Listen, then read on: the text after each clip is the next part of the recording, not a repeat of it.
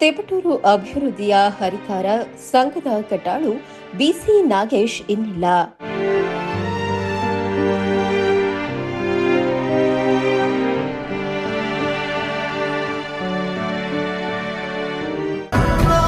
ಸರಳ ಸಜ್ಜನಿಕೆಯ ನಾಯಕನಿಗೆ ಕಂಬನಿ ಮಿಡಿದ ಜನತೆ.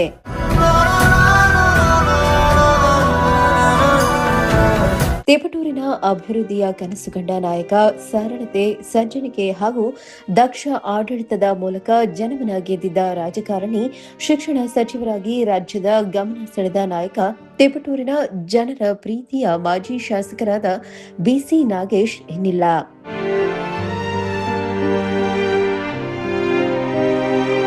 ಹೌದು, 67ನೇ ವಯಸ್ಸಿನಲ್ಲಿ ಬೆಂಗಳೂರಿನ ಜಯನಗರದಲ್ಲಿರುವ ಪುತ್ರಿಯ ನಿವಾಸದಲ್ಲಿ ಕಳೆದ ರಾತ್ರಿ 9:30 ಸುಮಾರಿಗೆ ಬಿಸಿ ನಾಗೇಶ್ ಕೊನೆಯುಸಿರೆಳೆದಿದ್ದಾರೆ.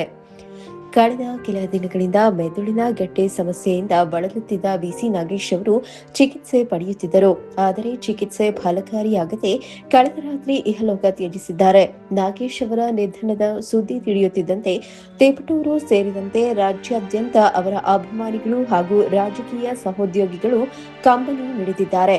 ಇನ್ನು 1959 ಜುಲೈ 1ರಂದು ಚಿಕ್ಕಮಗಳೂರಿನಲ್ಲಿ ಜನಿಸಿದ ಬಿಸಿ ನಾಗೇಶ್ ಅವರು ಬೆಂಗಳೂರಿನ ಪ್ರತಿಷ್ಠಿತ ಬಿಎಂಎಸ್ ಎಂಜಿನಿಯರಿಂಗ್ ಕಾಲೇಜಿನಲ್ಲಿ ಸಿವಿಲ್ ಇಂಜಿನಿಯರಿಂಗ್ ಪದವಿ ಪಡೆದು ಎಬಿವಿಪಿ ಮೂಲಕ ಸಾರ್ವಜನಿಕ ಬದುಕಿಗೆ ಕಾಲಿಟ್ಟರು. ಬಳಿಕ ಆರ್ಎಸ್ಎಸ್ನ ಸಕ್ರಿಯ ಕಾರ್ಯಕರ್ತರಾಗಿ ಸಂಘಟನೆ ಹಾಗೂ ಸಮಾಜ ಸೇವೆಯಲ್ಲಿ ತೊಡಗಿಸಿಕೊಂಡಿದ್ದರು.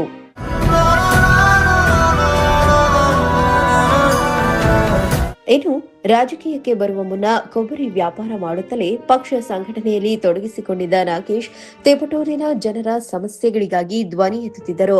ತಾಲೂಕು ಆಡಳಿತದ ವೈಫಲ್ಯಗಳ ವಿರುದ್ಧ ಹೋರಾಟ ನಡೆಸುತ್ತಿದ್ದ ಅವರು 2008ರಲ್ಲಿ ಮೊದಲ ಬಾರಿಗೆ ತೇಪಟೂರು ವಿಧಾನಸಭಾ ಕ್ಷೇತ್ರದಿಂದ ಬಿಜೆಪಿ ಶಾಸಕರಾಗಿ ಆಯ್ಕೆಯಾದರು. ಬಳಿಕ 2018ರಲ್ಲೂ ಗೆಲುವು ಸಾಧಿಸಿ ಮತ್ತೊಮ್ಮೆ ವಿಧಾನಸಭೆ ಪ್ರವೇಶಿಸಿದ್ರು.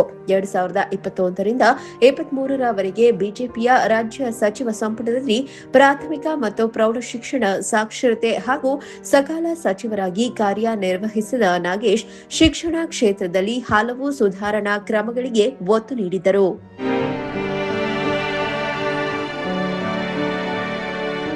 ಇನ್ನು ತಿಪಟೂರಿನ ಅಭಿವೃದ್ಧಿಯ ವಿಚಾರ ಬಂದಾಗ ಬಿಸಿ ನಾಗೇಶ್ ಅವರು ದಕ್ಷ ಅಧಿಕಾರಿಗಳ ತಂಡದೊಂದಿಗೆ ಕೆಲಸ ಮಾಡಿ ತಿಪಟೂರಿನ ಅಭಿವೃದ್ಧಿಗೆ ಹೊಸ ರೂಪ ನೀಡಿದರು. ಹೀಗಾಗಿಯೇ ಅವರು ತಿಪಟೂರು ಅಭಿವೃದ್ಧಿಯ ಹರಿಕಾರ ಎಂದೇ ಜನರ ನಡುವೆ ಗುರುತಿಸಿಕೊಂಡಿದ್ದರು. ತಿಪಟೂರಿನ ಜನರ ಹಿತವನ್ನೇ ಸದಾ ಮುಂದಿಟ್ಟುಕೊಂಡಿದ್ದ ನಾಗೇಶ್ ಅವರ ಅಗಲಿಕೆ ಕ್ಷೇತ್ರದ ಜನರಿಗೆ ತುಂಬಲಾರದ ನಷ್ಟವಾಗಿದೆ.